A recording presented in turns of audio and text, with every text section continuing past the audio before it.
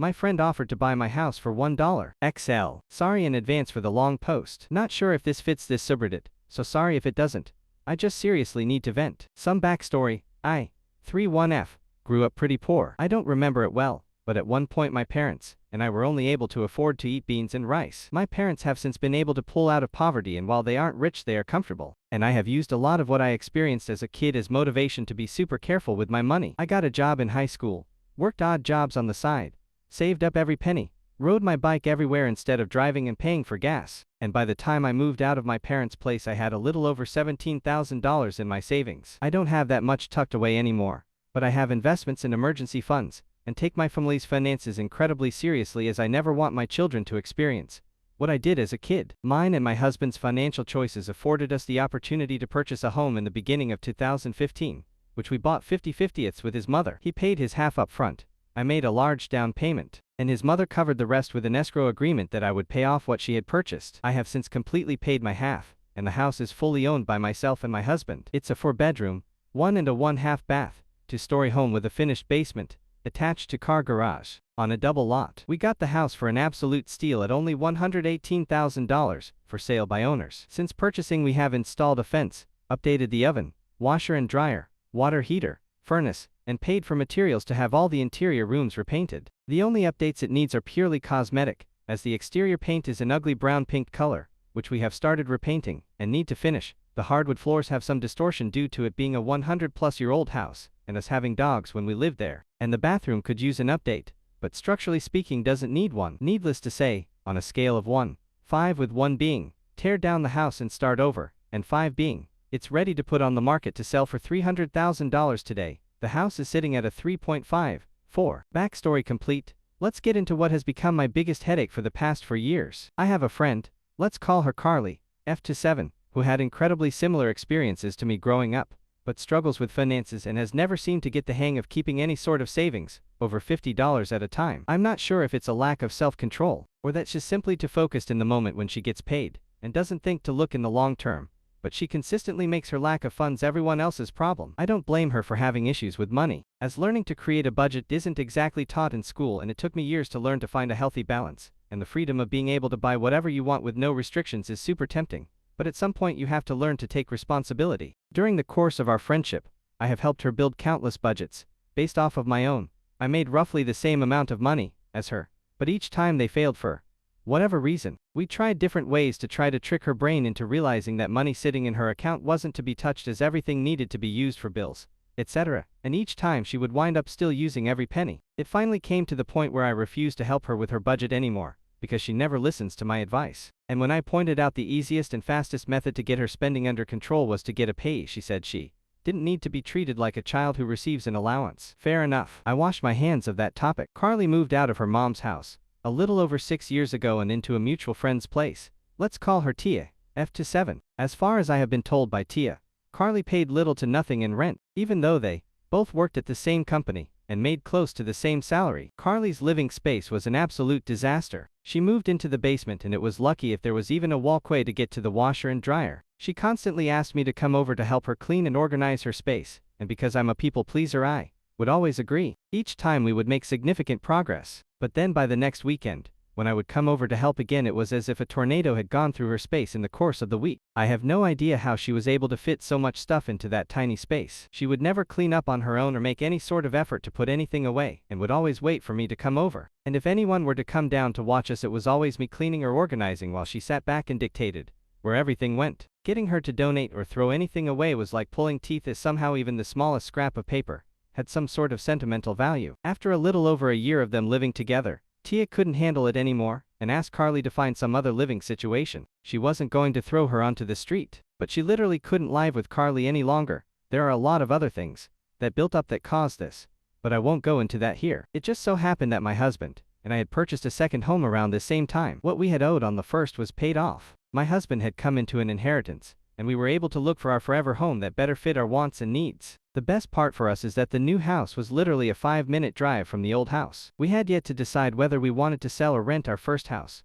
when Carly approached us with the offer of renting it from us. She and 2 other friends were looking to move in together, and with the house being as big as it was, there was plenty of space for all of them to have their own room and privacy. Since we hadn't yet decided if we wanted to sell, and there were 3 renters already lined up, we decided to use it as a means of passive income to invest in our future, and then down the road we would revisit whether or not we wanted to sell it or keep it as a rental. The red flag that I didn't initially pick up on was that Carly was already referring to the house as her house to potential roommates even before moving in or signing a lease, so by the time it came to them all moving in, Carly had driven the other 2 girls to back out. The way I had written the original lease agreement was that the rent was flexible, depending on how many tenants there were, so for the 3 of them, they would have only been paying $750 total per month, and if only one person was renting it would be $400 per month. In this area you can expect to rent a bedroom for $400, so this was a crazy good deal, as we really didn't need the money, and it was mainly to pay for insurance, power, heat, and property taxes. In the 4 years that Carly has lived in that house,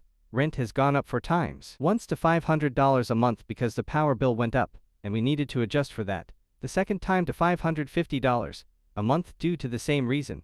The third time to $750 after she got a new job. And last year in October, more on that later. Also in the 4 years she has lived here, 2 separate opportunities for roommates have backed out. Each time because she was setting the rules and referring to the property as her house, despite having 0 claim to it, and the fact that each person would have their own lease agreement. When she first moved in she was working a minimum wage paying job, and she was my friend, hence the low monthly rent, but a year and a half ago got a new job at a local university, 30-minute drive away, that pays very well and has great benefits, but somehow she manages to blow through her entire paycheck on I don't even know what. Also during the course of these past 4 years, she wound up owing me $750 in back rent, as she repeatedly was unable to pay me the full monthly amount due to repeated miscalculations in her budget and overspending on garbage, which she then stuffed into mine and my husband's property. My husband and I realized after a couple years of being landlords that we aren't cut out for it.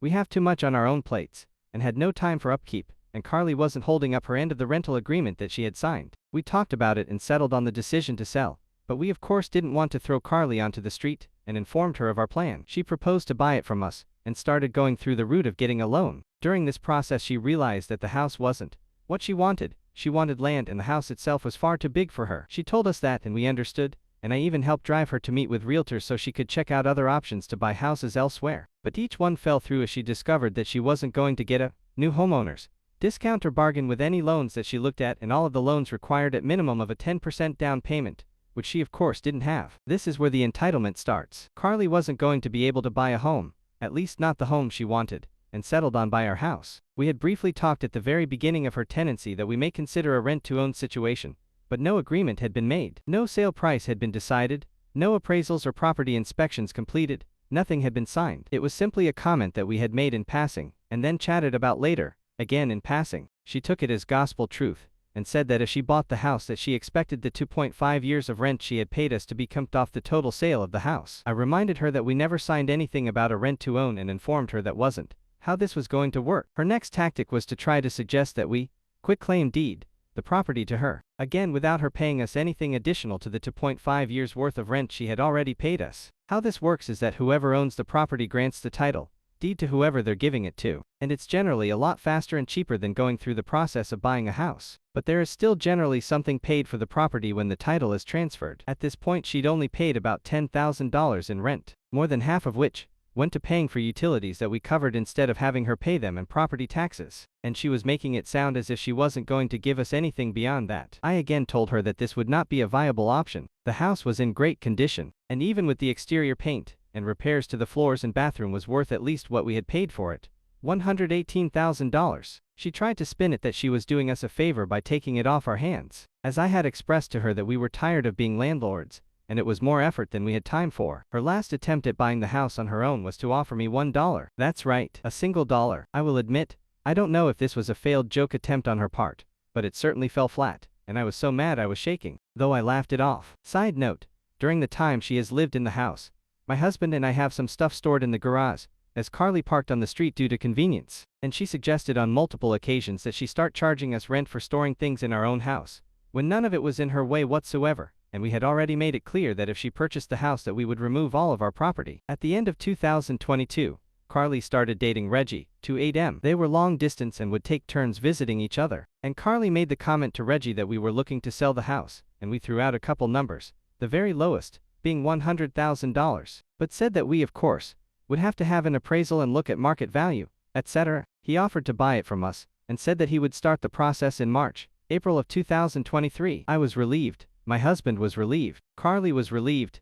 Everything was looking great. Some information about Reggie at the time. He is a retired Marine. He gets a monthly check from the government for close to $2,000 on top of his well-paying job. I'm guessing based on what Carly told me, but at the time he made his offer he was probably making between $4,500 $5,000 a month. When April came around, Carly and Reggie informed us that he would not be able to afford paying both his rent where he lived and a monthly mortgage payment, and wouldn't be able to start the purchase process then, but would start the purchase process in October instead, when he planned to move in with Carly. Before Reggie moved in, an ex-friend offered to rent a room in the house from Carly and pay her despite subletting being clearly stated in the lease agreement as prohibited. Carly so generously offered to pay us some of the amount that she was paid. The agreement fell through and the friend did not stay in the room. I'm not exactly sure why he chose to do things the way he did, but Reggie didn't start the purchase process at all until after he had moved and quit his job, meaning the only source of income he had to show to a mortgage company was the monthly stipend from the government, which even with a veteran's loan doesn't work as proof of income. When he moved in,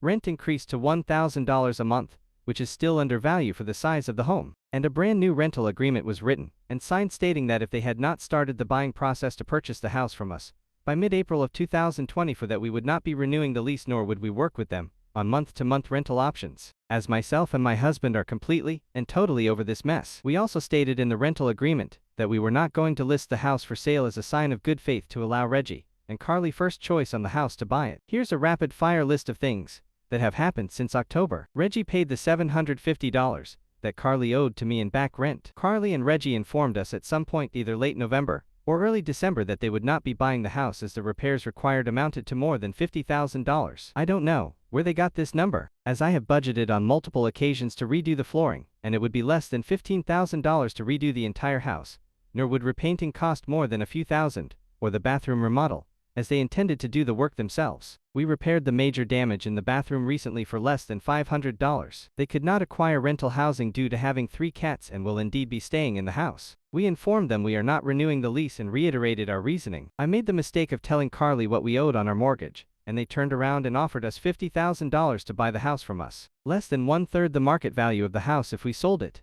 as is. We politely declined and then promptly went home and screamed into pillows. They have repeatedly told Tia that they are desperate for money to the point of debating setting up a GoFundMe. All the while Carly has gotten 2 brand new tattoos in the past year, and has an international trip she has paid for in full that she is going on at the end of March, and Reggie has still not acquired even a part-time job. We emergency installed a water heater that Reggie paid for that I will have fully paid back by the end of March. Carly quit her job and now the only income they will have after the end of this week is Reggie's military stipend. Carly nonchalantly stated that we would have to renegotiate rent for this month and next month. There will be no negotiations. She made a bad decision and will have to live with the consequences of her actions. The most recent thing she did was text me 2 days ago asking if she could pay me in food for this month's rent. Knowing her, the amount she will pay will amount to only a couple meals, and maybe $75 in groceries instead of the roughly $500 that they will owe. I owe Reggie roughly $500 left to pay off the last bit of the water heater. I jokingly answered that the electricity and insurance companies don't accept food as payment, so neither can I. She then offered to pay me what it would cost to pay these expenses,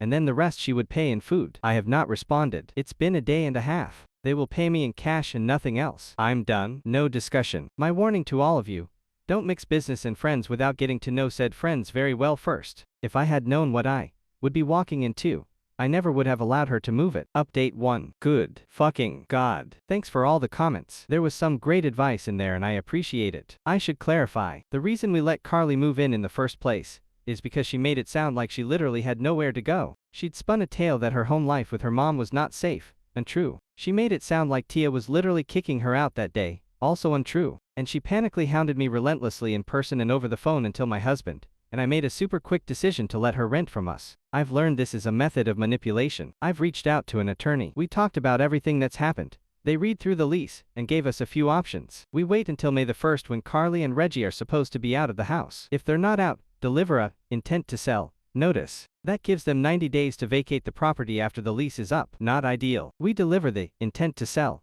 now. That means they have until mid-June to GFO. Still not ideal, but better. If they're still in the house past the 90 days, we file unlawful detainer and the cops forcibly kicked them out. We can't evict because we don't have the grounds. Even with all of this, the courts just about everywhere are against landlords and in favor of tenants. That the minute their rent is late, we then have grounds for eviction. That gives them 14 days to pay or GFO. But if they pay, the eviction process ends. So still not ideal. They can't get squatters' rights because they haven't been here long enough. I'm going to be telling her mother everything she's done, because I'm pretty sure she has no idea. I'm also telling all our mutual friends. I've done a lot of self-reflection lately before writing this post and came to several conclusions. I know she's not my friend. I had a false idea that I was helping someone that I saw as a friend, and in the end I enabled her shitty behavior. I'm aware I'm a doormat. I know I don't know how to set boundaries. I spent a lot of time on the phone and in professional offices over the last few days. I'm on a waiting list to see a therapist and learn to set boundaries, because I don't ever want to teach my kids my bad behaviors and habits that got me into this mess. And for all of you who mentioned that it's